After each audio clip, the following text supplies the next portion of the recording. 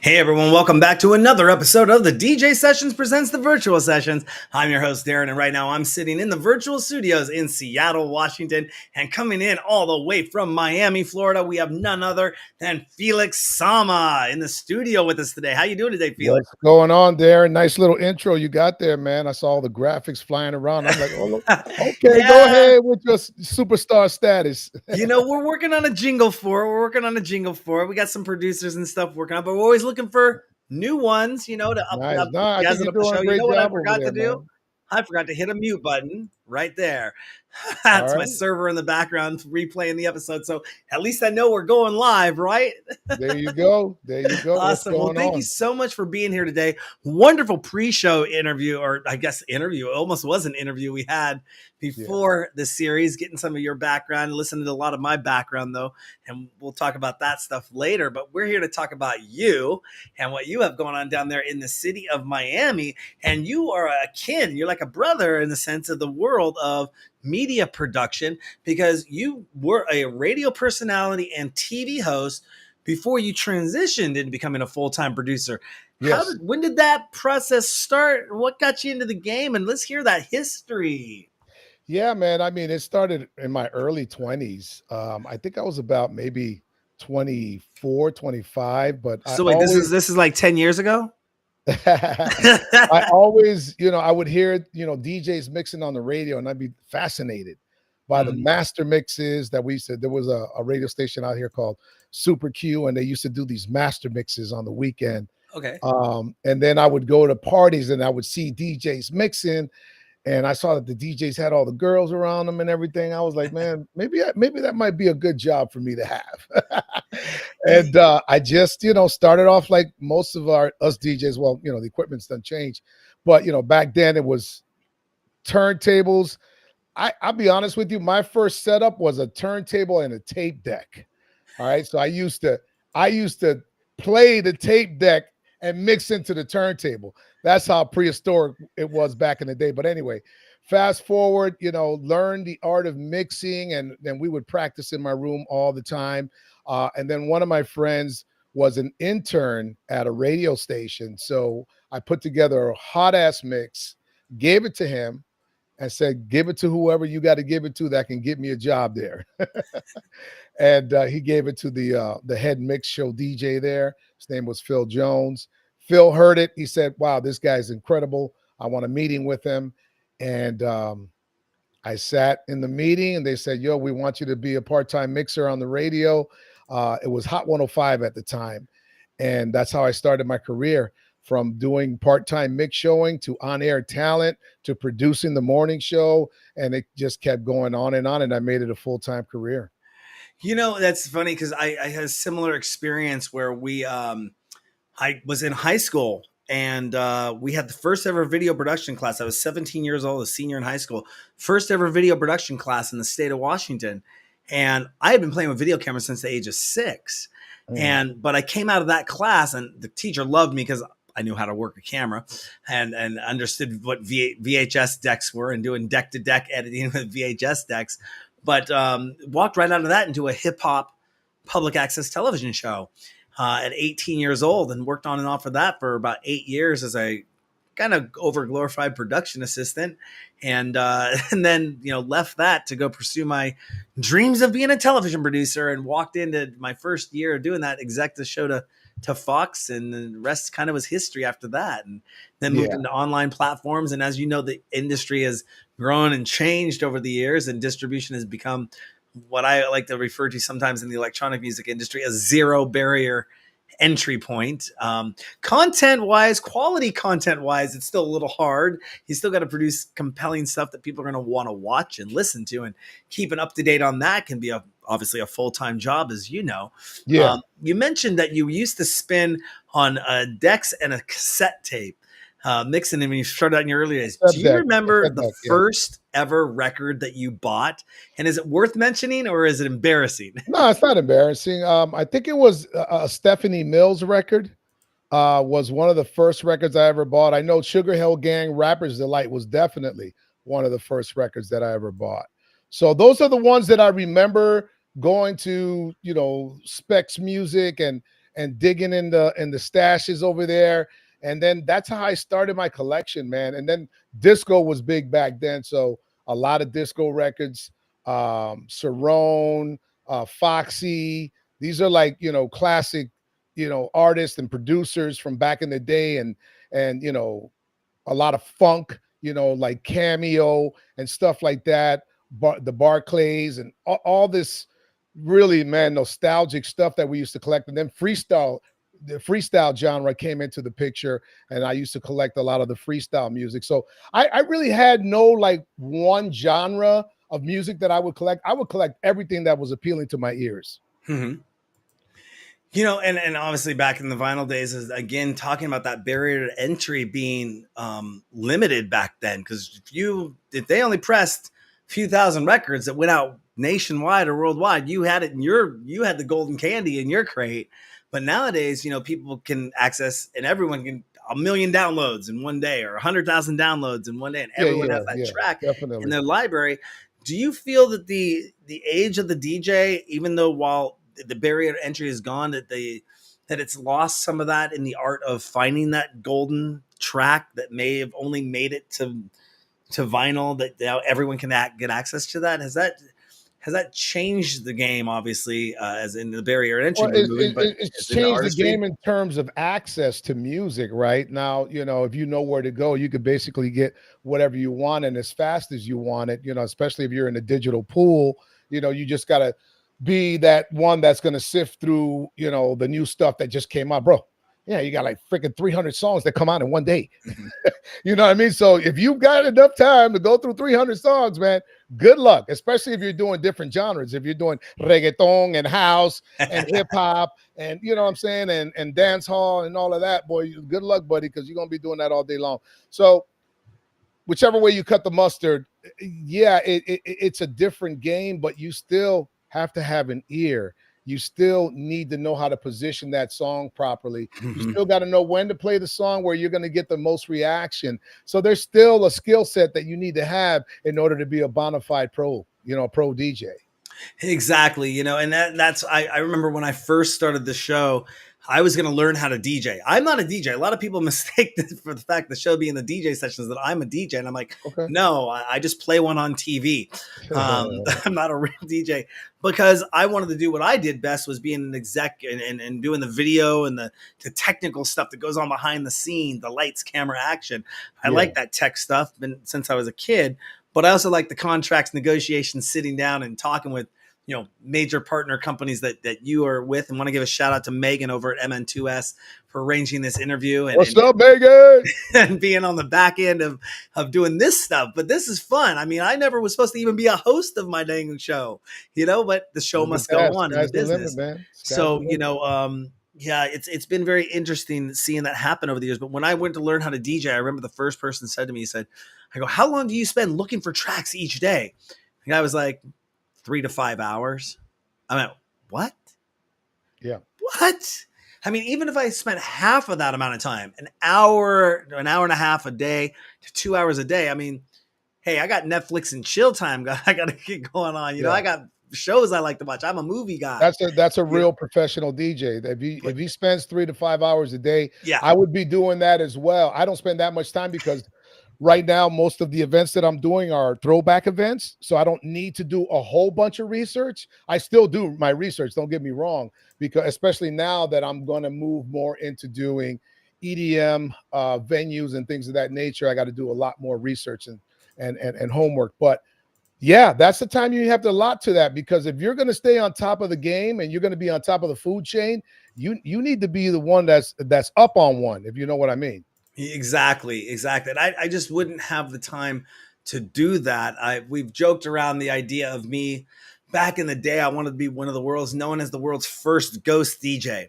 Unfortunately, Paris Hilton beat me to that.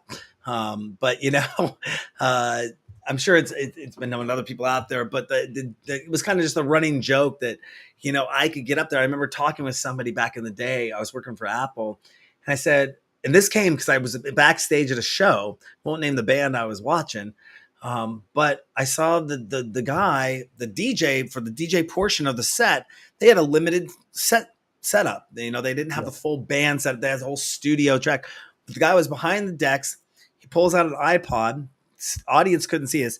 Hits play on the iPod, sets it Yeah. down, and then he's kind of DJing over the top of that because it's probably coming in the aux port. But all the backtrack of the music that was needed to hit for the song was played on that iPod. And I'm like, well, wait a second, why couldn't a DJ just do that? And I got in an argument with my coworker at Apple. He's like, he was a DJ. He goes, no, people would know. People would know. And I go, how would they know? If you're up in the DJ booth, back when the DJ booth was hidden, you know, up here, and you hit play, how would they know if it was really banging? You really put a nice banging mix together that you didn't hit a play button. And you're up there. I mean, yeah, you could easily. There's DJs out there that pre-record their mixes and pretend like they're live all the time. Exactly. Or they practice their mixes so well. I just saw this something on Facebook. I won't name the artist. I don't know who the name of the artist is. They memorize the moves and the mixes. There you go. And they know exactly their points. They know their coup point. They know everything because it is a stage show. You know, I get it. Guys, do it live. Yeah. Don't be pre-recorded because we're going to get you. We're going to get you. Don't do that. Yeah. Well, now you got all the people backstage with the phones and everything now. And it's like you get the people in front of the crowds and there's. Yeah. And it's like, you know, you're being filmed right now, don't you? Is it some of these times I watch this, I'm wondering, is this a parody video? Is somebody letting somebody jump up on the decks and just pretending like, hey, watch this. We're going to let you come up here and just pretend you're hitting the buttons and we're going to make a video. It's going to go viral that it happened at the show. And then it's not even a real thing. Maybe, but I think some of these people are getting called out on it now. But, you know, going back, forget about people faking it to make it. We don't need to talk about that. I want to talk about breaking it. What was the first incident that you could think of that was your biggest break for your career, that launched your overall, I'd say DJ career, because we're the DJ sessions, because it sounds like you already, you know, you did mention going in the radio station and getting approved there, but really, did you consider that a big break, or was there a bigger one that kind of launched you? That was a big break for me to be known locally, right? Mm-hmm. So even though, you know, people would come down here to Miami, we're talking like the 90s, early 2000s, people would come down here to Miami. They would record the mix shows. And then, you know, I would get phone calls from promoters that lived in the Cayman Islands or Curacao or wherever it is. And they're like, hey, we got your mixtape. We want you to come down. How much you want? So, you know, you would get a lot of bookings through the mix shows that they would record. But what made me an international artist was when I started working at Telemundo. I worked for their second channel, which was called Mundos. The first TV show I did with them was called Upbeat. I came up with this is before video mixing was ever even, you know, nice. I came up with the concept to do video mixes on my show. So what I would do is I would record a mix, and then I would find the videos to those mixes, and I give it to my editor, and I go, do me a favor, listen to my mix and edit it accordingly so it translates to the audio. And that's exactly the way I used to end my show. And now we're gonna go into this bad boy mega mix, and that was the beginning for me and for what I've seen that was out there, video mixing. But aside from that, it was a cool show because we introduced reggaeton music to the market. We would fly in Daddy Yankee and Nicky Jam, Tego Calderon. So all these artists, you know, these superstar reggaeton artists that were really just starting their careers or only famous in Puerto Rico came on to the show, and we had a big platform. We were on all the different countries and the US and all the cities. So they were getting major exposure on the Roof TV show, which was the second show that I did. It was a 2-hour interactive show. So we did it live in the studio, and we had correspondents that worked in LA, correspondents that worked in New York. So we would toss to different cities, and then we would play music videos and have content within the show. The set looked like a rooftop. That's why we called it the Roof. And we did that show. I was on that show for about 2 years. And we traveled all over the place. We would go live at clubs in Honduras, Puerto Rico, Colombia, you name it. We went all over South and Central America, and the show was a hit, man. Let me tell you, we had a lot of fun, and we broke a lot of good music. You sound just like I said, brother, akin to exactly what I've been wanting to do here for years and going to be Yeah. doing here shortly. As we talked about pre-show stuff, we were really ramping up in 2020 to do some awesome stuff, but then something happened there. I can't remember what it was. I think it's something little in the world happened, Yeah. but awesome stuff. When you've done all of this and been at that level, can you pinpoint what maybe the best business decision you've ever made when it comes to in regards to your career? Was there another definitive moment that you said, I'm switching this, or I'm doing this, or I really realized I need to learn about this, and that made leaps and bounds in your world as far as the entertainment world? Is there one defining moment that you can think that really launched that you can bring I up, the think when best I business started decision my you made? DJ entertainment company, I basically said, look, I'm getting a lot of exposure, so let me start this DJ entertainment company, and then I would hire out DJs to do the weddings, the bar mitzvahs, the Mm-hmm. corporate affairs, and things of that nature. And then I started the first DJ school down here in South Florida. This was back in 2000 with my partner Corey Feldman. We started the Rhythm City DJ School, and that was a business move that I'm very proud of as well. Nice. I've worked with people in the past that have done the same kind of ventures, and it's. I think those types of. I actually ask people from time to time, do you think that DJing should be something that's taught along with other music programs in school, if they still teach music programs in school? I mean, when we were in school, you had band, you had choir, Yeah. you had You gotta now have you might. turntablism, man. You Come don't on have now. to do some turntablism in there now, and I think that would be awesome to see a more funded with grants or education. Yeah. Us ourselves. I know you have a I think there's nonprofit. colleges that have DJ programs now.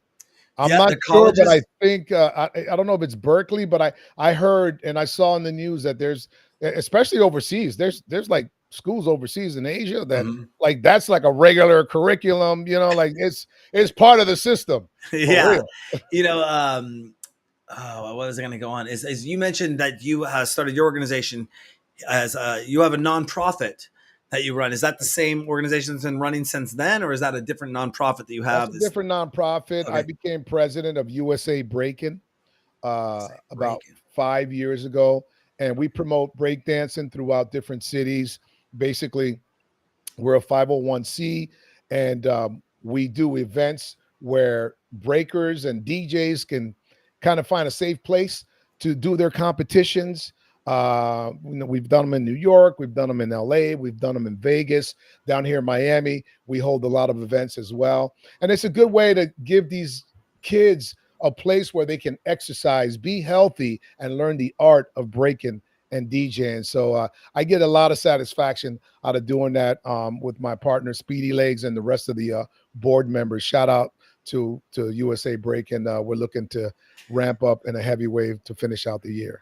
Well, it's definitely a awesome. Thank you for setting those types of things up, working with those and building that kind of infrastructure within your community and promoting that worldwide. I think that's something that's missing in a lot of markets that I've seen, is the fostering of legacy or the fostering of growth. A lot of people get into this and you want to be like you mentioned early in the show, you were at the house party, you saw the DJ and is surrounded by the girls and getting the attention, is I want to be that, where Mm-hmm. you didn't just make that your career and end right there. You took it to the ninth level, 10th, keep going level. And that's awesome, to build and leave legacy within the communities. I think that's something that gets missed a lot with people in a lot of different art form genres. But you see this happening a lot in the electronic music world is, I mean, I call it out now in my market. I'm not afraid to say anything about it, but our market has a ceiling, and that ceiling is very low because of the lack of middle management Yeah, fostering.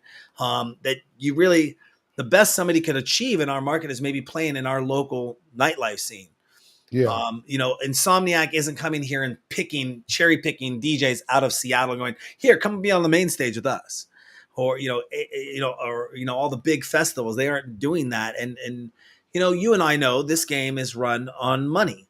You know, if you have money nowadays, it's you're in. Talent can be fleeting, but if you put some money behind you, you could be up there on some stages or have the followers and the likes and all that accolades on which now people are looking at. I mean, I talked to 30-year veterans and they're producers, know everyone in the industry, and they're not getting booked for shows because they want the Instagram people. Their socials are down, but this person's socials are up. Yeah. And it's like, okay. And you know, I bring this up from time to time, the pie graph of back in the day, you know, it used to be 80% talent and music and 20% promotion. Now it's 80% social media promotion and 20% is your talent, Yeah. your skill. Yeah. You know, and I don't get into the whole debate of, you know, vinyl versus sync button versus digital versus AI, you know, blah, blah, blah, blah, blah. It's like, yeah, I was just seeing something, Paul Oakenfold did an article and, you know, he's like, hey, you know, you got to embrace, while technology has kind of made the barrier for entry, as we mentioned, almost zero, you still have to embrace technology and what's moving forward. Yeah. You can't just pigeonhole yourself and think, oh, I'm stuck here and it's going to come back one day. And you'll be looked at in history as like, I don't know, who is that person? And they're not Yeah. even in the history books anymore. Yeah, you're right. know? You got to keep up with the So, technology. you know, unfortunately, you know, in our market, and I know this happens probably in a lot of the, when we talk TV talk, you know, DMAs and, you know, Seattle's in the top two, in the top tier two, right there, almost tier one. We're famous for some stuff. But, you know, you got markets like Miami, New York, Chicago, LA, you know, come into play, San Francisco coming into play. And you kind of say, well, what's going to make somebody want to, you know, pick somebody from Seattle to go play in any of those markets when they already have thousands of people? I mean, there's tens of millions of people in those markets. We got 2 million. Yeah. You know, so how do you stand out? Any advice that you may have, basic in a kind of nutshell advice you would have to an up and coming producer / DJ to break out of those smaller markets? And then we got the internet now too, which is wonderful for collaborations. But any advice you could give for them to break through out of their local market genre, like if there aren't organizations like yours set up? Yeah, be special. No, seriously, be special. Bring something new to the freaking table. You know what I mean? Like, really do your homework. Figure out what's going to separate you from the rest of the DJs that are out there. Find your niche. You know what I'm saying? And hone in on that. Do your homework. Practice. You got to bring something new to the table. If you're just going to wait for the break part of a song and mix out of it, that shit ain't gonna get you to the next level. I'm sorry, but it's not. Yeah. You got to be unique. You know, I'm a big advocate of DJs producing. You know, if you're not producing, maybe that will start to separate you. You know, produce your own music, do your own mashups. You know what I mean? Find something original that you bring, even if it's from other songs and elements that already exist, but put your spin on it. You know what I mean? Find something that you can do that's going to separate you from the herd. That's the advice. I know it's generic, but that's the advice I would give to DJs that are on the come up right now. It doesn't matter if you're from Seattle or India. You know what I mean? If you're doing something different and people are gravitating to you on social media, then that means that promoters are going to notice you as well. And that means that you're probably going to get a phone call at some point in time, or you need to do your research and push your performances to these promoters and tell them, look, you know, this is what I'm doing. And I think it'll work at your venue. You got it. You got to sell yourself, bro. You got to, you know, and that I'm glad you brought that point up, because as we were talking pre-show, you know, I gave you a little bit of our launch strategy, what's going on behind the scenes. You know, we've been doing our show for 16 years. And with the advent of podcasting and live streaming blowing up over the last, you know, especially in 2020, I think there was a 200-300% growth in podcasting, you know, probably even more than that in live streaming for those that wanted to go that route as well. But, you know, what's going to set our brand different from a different interview show or a different DJ show that's out there, you know, and I believe content is king. So I'm trying to acquire and get, you know, 60 to 100 hours of content a month. So people, our brand would be, you're coming back, you're seeing something new every 3-4 times a day. There's 700 news stories, or there's multiple interviews, or there's exclusive mixes, or there's syndicated content from other people coming in as a collective of all sharing, or new music in our music section. Those kind of things that keep people wanting to come back. And it's not the look at me, I'm the Darren Bruce show. This is, I'm trying to get this information to share with other people what we find is cool. I mean, heck, probably if the internet wasn't here, and you weren't coming to Seattle, I never would have known about you. Unless Yeah. I mean, literally, if it was back in the day and we go, early 2000s, I mean, yeah, the internet, okay, yeah, www.com is all there, but really, I mean, we would have been still hyper focused in our blinder market. Unless I went to Bernie Music Conference in 2009 and maybe saw you at a pool party and said, let's connect. And you handed me a business card and I got your phone number, I'm like, what's up? Yeah. Maybe we Gmail with each other back and forth. But, that collaboration can happen now around the world in real time. I mean, this is a live interview. We're really right here. It's awesome stuff. Yep. So that being said, excellent advice is find your own niche, find what you want to do, stand out from the rest, be different, and that's going to attract somebody. I mean, Yeah. the eyeballs that are looking at us now, I can't share the information, but I told you some stuff we're working on before. Yeah. They're going to look at us. And truth be told, like that's that. what captivates me. What captivates me, like, when I'm scrolling, which I shouldn't be doing as much as I do sometimes, but when I'm scrolling, I'll stop if I see a DJ doing something that's cool. You know what I mean? But if I see a DJ just, top 5 EDM songs, then I probably won't, stay.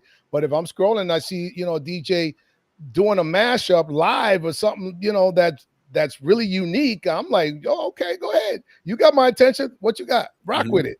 You know what I mean? So there's something to be said about being original.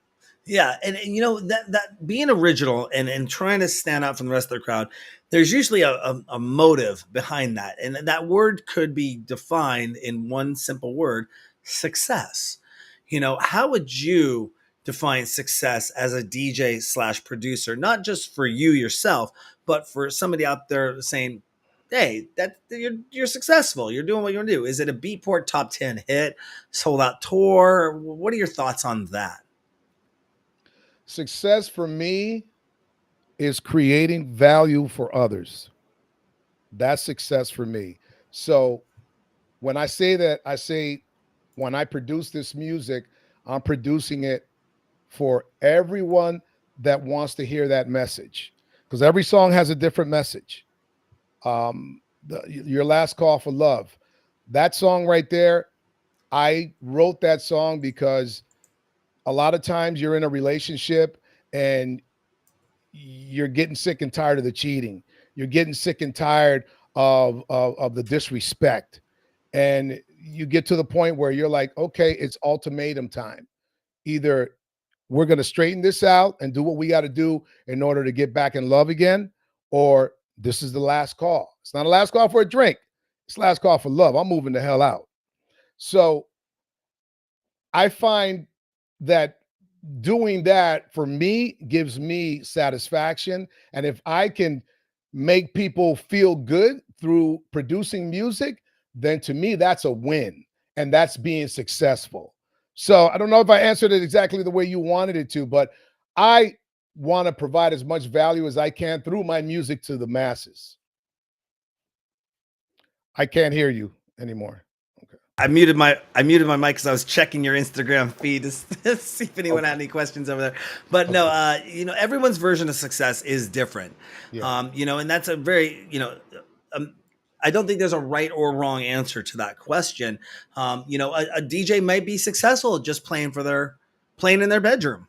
A DJ might feel successful. They don't That even might just be your mixing success. tracks. Yeah, you're They right. got it down. They might not have to play parties, but they're like, I mean, I think their goal as a musician or in the music business is to go out and get an audience in some shape or form, not just play in your bedroom or even if you're just playing house parties, hey, Yeah. I like playing music. I don't want to be on the stage. I don't want that, but I churn the party out. I'm up there and the girls come and surround me and I like to have fun, or guys or whatever you're looking for. Yeah. But I mean, to me, like, don't get me wrong. Yeah, I want Grammys. Yeah, I want, 50,000 plus arena. I want all of that. But that's not the main motive, bro. It really isn't. For me, the main motive is working with like-minded producers, artists, and DJs that I genuinely love to work with, putting great music out there that people actually that actually makes them feel good. And that's really like the main core for me, and then everything else is an extra add-on bonus for me. It's a friend of mine asked me once back in the day who I started all this stuff with when I got on that public access television show, and after years of doing this, he came to me and he said, "So Darren, when did this stop when did this start becoming about the money and you stop being fun for you? I said, it never was really about the money. It always has been fun. It's fun getting the money, but the money that I want is not your version of what he thought of, just lining my pockets with dollars and being rich. My money was running a successful corporation that I could have facilities, studios, staff, a Learjet, Black American Express card, so I could fund and do the things and projects that I wanted to do and earn a profit with that company being in business, not a failing in the red zone company, and be able to pay people, create jobs, create legacies with that. And no offense to my homeboy, but that takes capital to run a company. So yes, I had to make my brand and look at making moves that would be revenue generating as a business owner, Yes. as opposed to a hobbyist or an extreme hobbyist that never puts it on the books, never has a business license, doesn't have a Mhm. domain name, doesn't have a website, doesn't have any marketing or PR, or, they're just trying to wing it and then claim they got something. And it's like, that's lots of people out there like that. And I support all of them. If they came to me knocking on my door, just like what happened in 2020, knocking on, how do I do this? How do I make this? You've been doing this for years.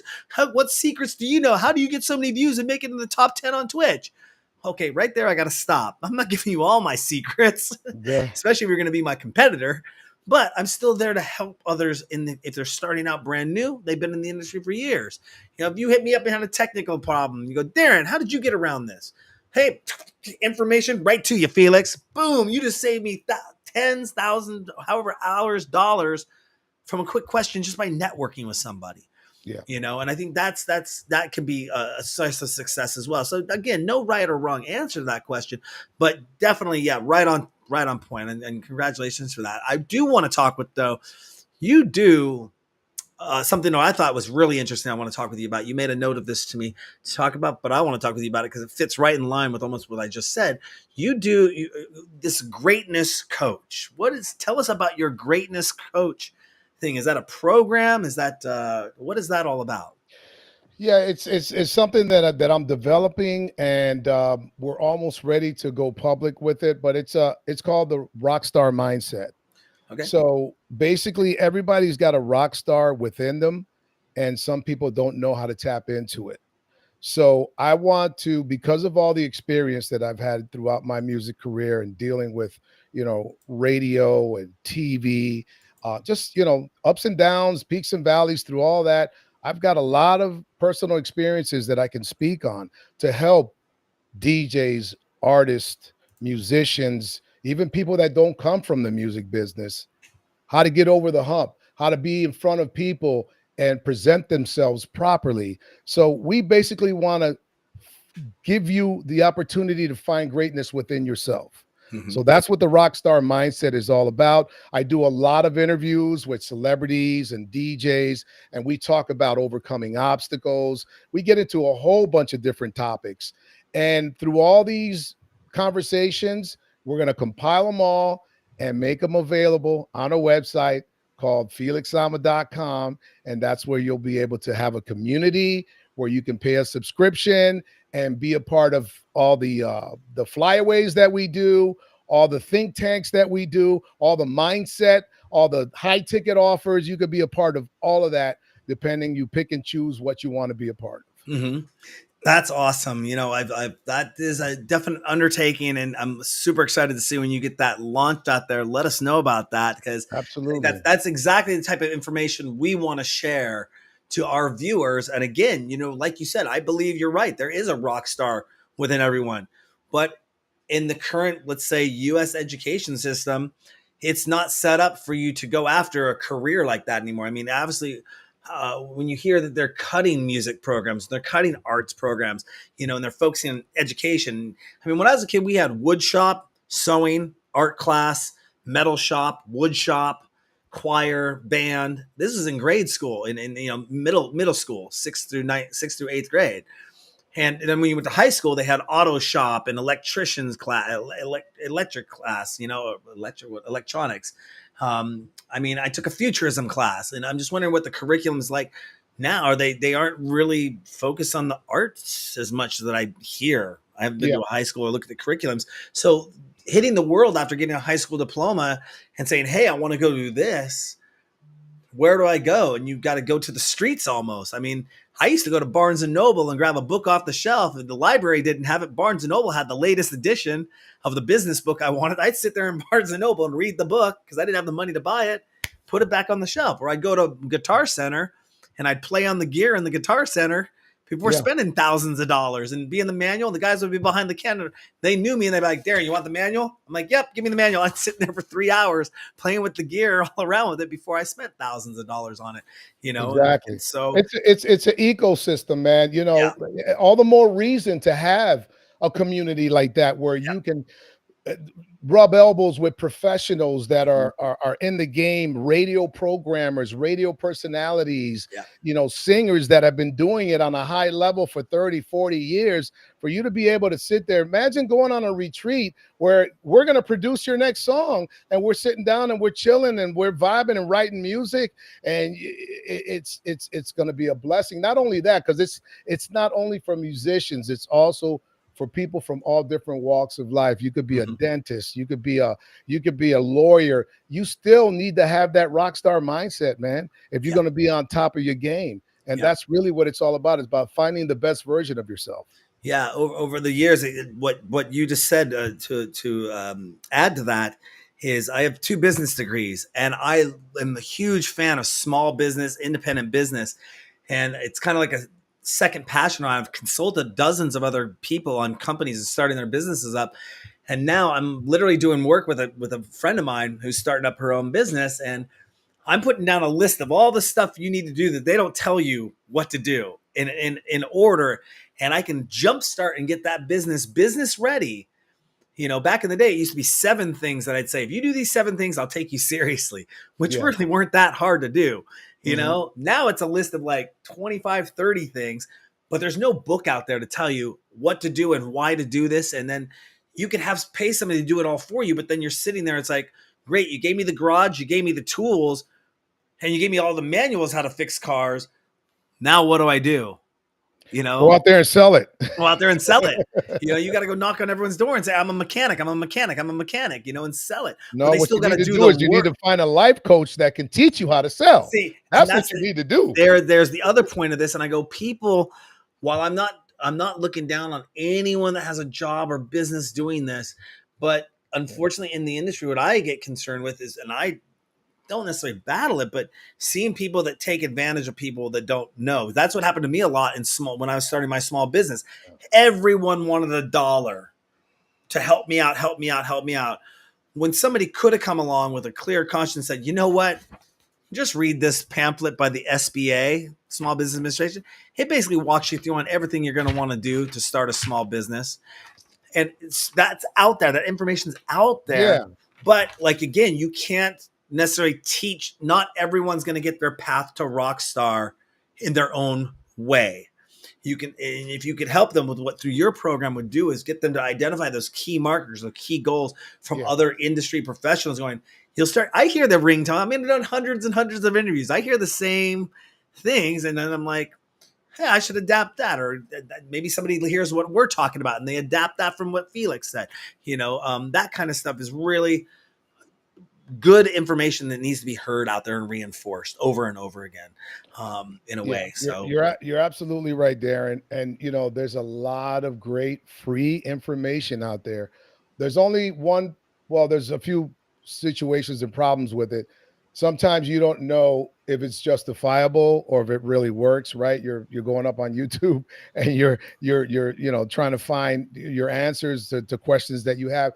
That's all cool and dandy. You know, you go to reputable people that, you know, have a good, you know, 5-star rating on YouTube or whatever the case may be. What I'm getting at is, yeah, you've got a lot of great free information online, but if you want the gems, you got to go to the pros. Yeah. And the pros want to get paid.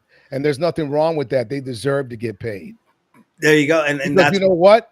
It's going to give you value that you can take up to the next level. Well, just like I was doing the consulting for my friend, I was as a joke, and I'm probably still going to do this.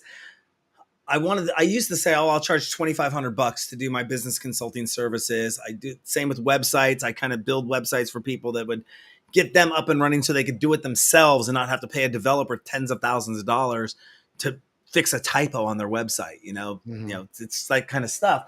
But I wanted to type in everything I was going to do and throw it into Chat GPT and say, as a business consultant, and basing it on this information of what I'd be setting up, how much would this cost somebody now to do this for, say, $5,000, probably $25,000 to $30,000 of the work. When I look at it, if I was getting paid as a consultant and I was working with somebody, say 10 to 15 hours a week, yeah, I could easily see that being billed at $75 to $100 an hour, as you should. For 6 months minimum to get them up and running and answer questions and be there for them, and the work that would go into that. And that's okay, $2,000, $3,000 a month, maybe times 6, that's 18, 20,000 plus tax and change.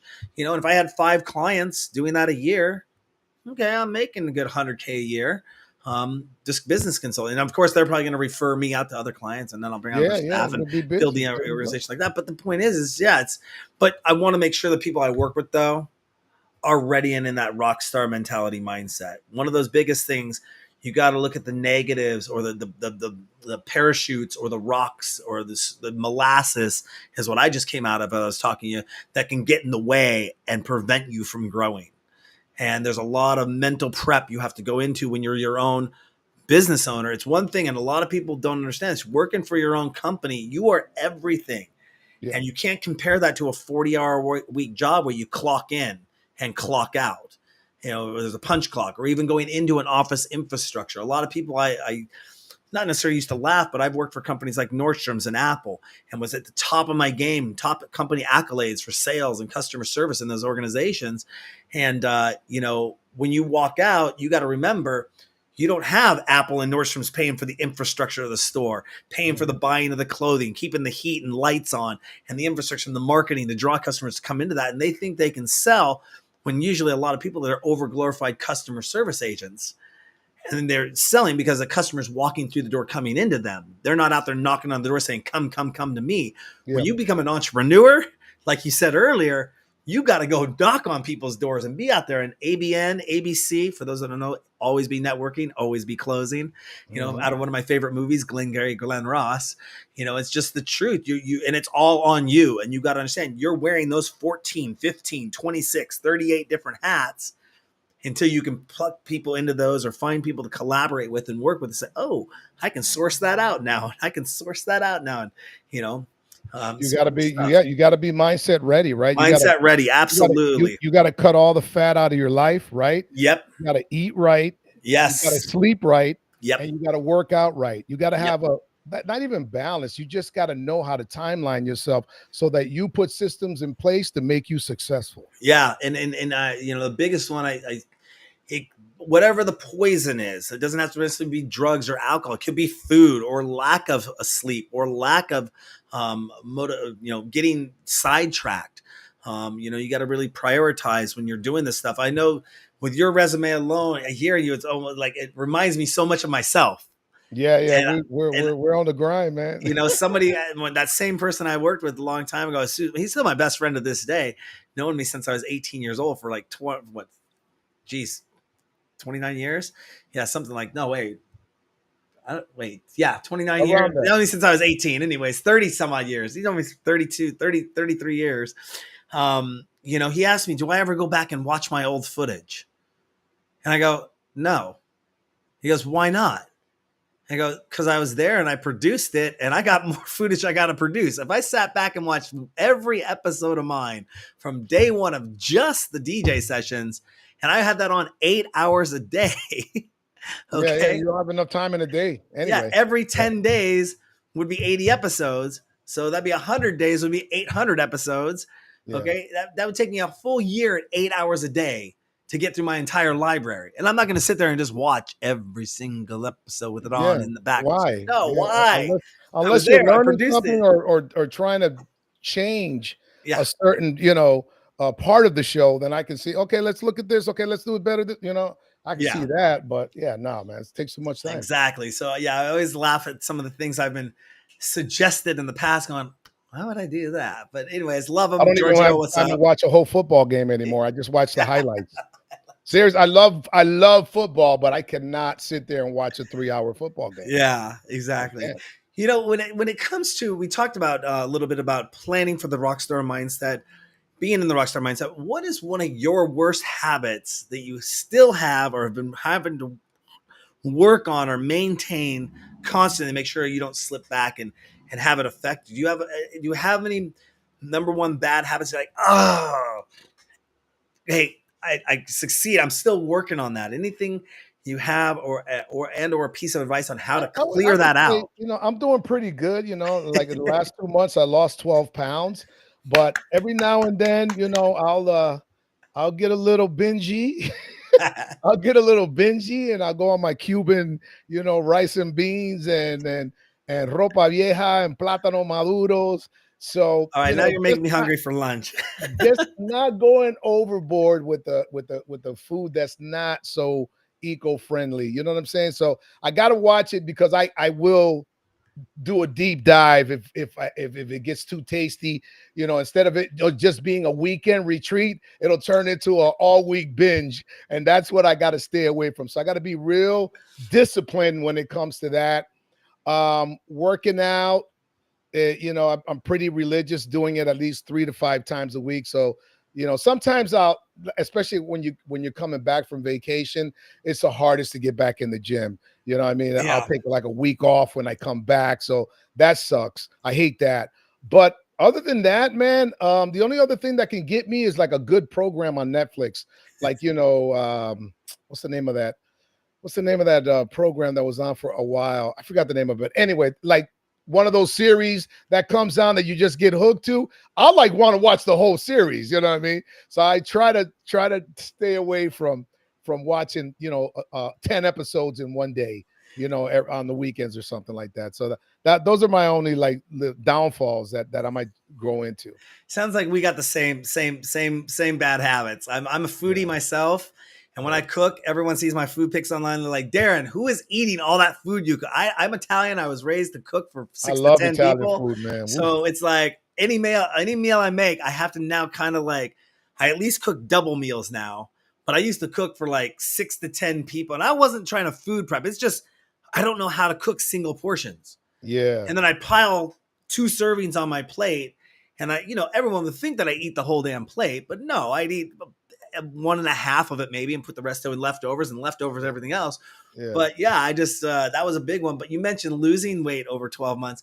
Me jumping back in the saddle after the 8.5 month hiatus and getting back into things. I actually gained 25 pounds just sitting in the studio chair, setting everything up and being It back can in the very chair, easily happen. Yeah. from 7 in the morning to 5 p.m. Mhm. You're talking 10 hours in the chair, Yeah. and still getting up and trying to stay healthy without then going and making my big meal and doing the Netflix binge. That's kind of my after work routine stuff, Yeah. but I'm looking Yeah. into some VR workout programs here. So, You got to do it, you know, man. Your yeah, health is wealth, bro. You yeah, got to do it, man. yeah. And work out on your legs. Legs, that's the foundation of your body, bro. Okay. I do legs twice a week religiously.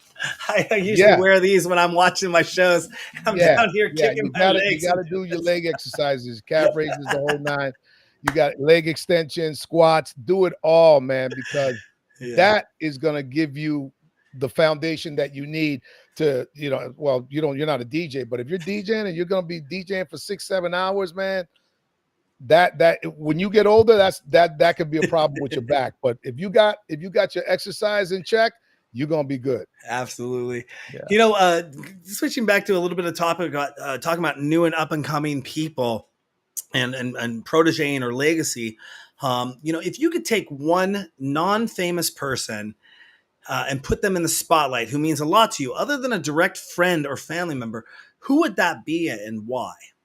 Non-famous person, what, like a DJ? Somebody that you thinks deserves the spotlight. Could be a DJ, producer, dancer, business mentor, anyone that you would say, Oh, this there's person really quite a needs to few shine on. people. Yeah, there's quite Hey, a I know few you people. have a list. Yeah, I got quite a few We people. Yeah, I've got musicians and programmers that I work with, and they're so talented, but they like just doing that programming. They don't really want to be out in the spotlight. So there's quite a few. There's one guy named Jimmy that works with me. He's really good at programming beats.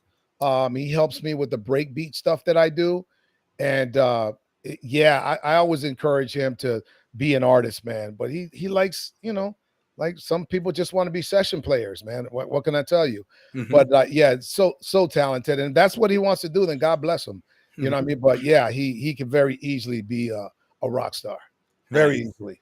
Yeah. And you recently signed on board with MN2S, correct? Yes. Yes. Awesome. And congratulations on that. Thank Super you. organization. Like I said, working with Megan over there, that's who put us together.